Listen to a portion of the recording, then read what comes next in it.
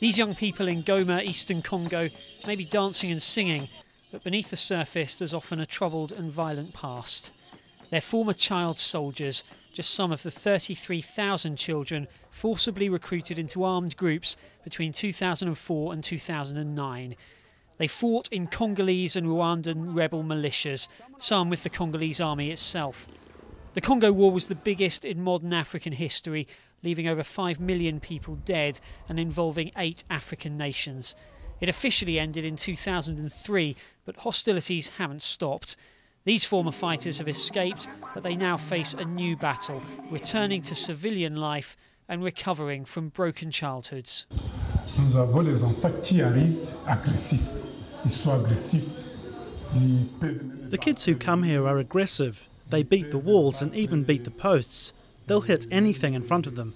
Des poteaux, tout ce qu'ils trouvent devant lui, il frappe.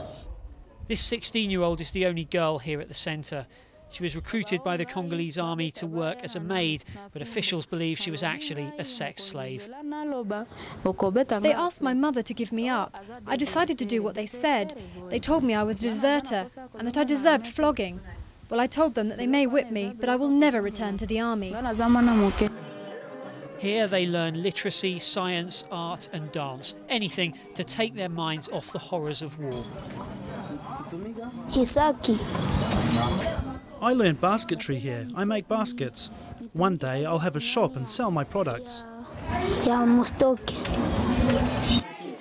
The teenagers stay in these transit centres for 3 months before returning to their families.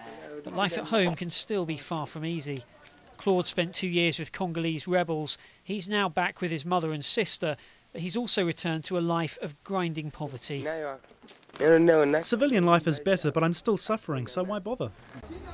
There's always the possibility of reprisals from former victims or from the fighters and soldiers they fled.